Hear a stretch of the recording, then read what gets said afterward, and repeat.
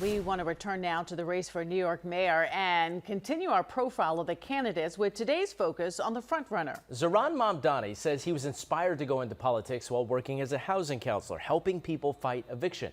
Now that message of affordability has resonated with voters. Eyewitness News reporter NJ Burkett has more on the man who is looking to become New York's first Muslim mayor.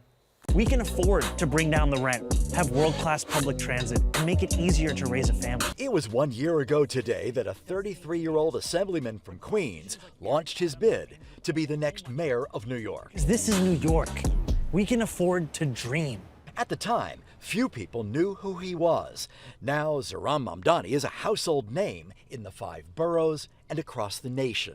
He used a series of viral videos to convey his message that New York was dealing with an affordability crisis. There was halal cart economics. If you own the permit, then how much would you charge for the plate?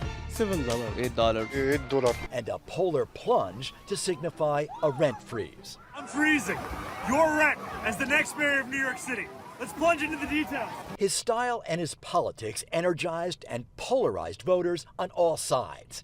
And it certainly struck a chord, especially with younger New Yorkers.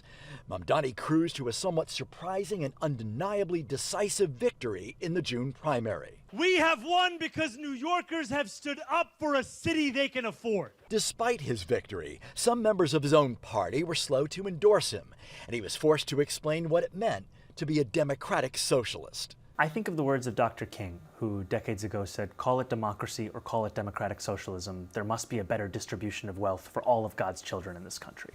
And it gets to the heart of the matter, which is inequality. And my belief that every New Yorker should have what they need to live a dignified life. He eventually won over progressives with ideas ranging from free buses and a rent freeze for rent-stabilized apartments to city-owned grocery stores and free universal child care. Ideas that will cost money. We've put forward a plan that we would raise $10 billion in additional revenue, $9 billion from 2 major taxes. The first, matching the state's top corporate tax rate to that of New Jersey, 11.5%. That raises about $5 billion. And the second is increasing personal income taxes on the top 1% of New Yorkers. These are New Yorkers who make $1 million or more a year, and only doing so by 2%. Mamdani has maintained his front-runner status through the election season, even as opponents criticized his experience, his policies, as well as his past comments about the police and about Israel. President Trump is also taking aim at Mamdani, calling him incorrectly a communist, and saying he is not fit to lead. Still, the assemblyman, with his sights set on City Hall, remains undaunted. I am wedded to the future of this city. This is a city that I love, a city that I grew up in, and a city that I want to grow old in, like each and every other New Yorker.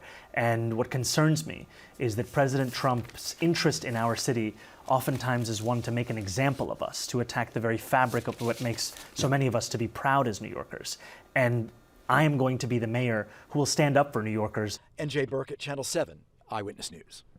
And tomorrow at 5:30, we will hear from the Republican candidate Curtis Sliwa. And if you'd like to watch our profile of former Governor Andrew Cuomo, just go to ABC7 NY. And one more note, join us for our streaming political show that we are calling The Countdown.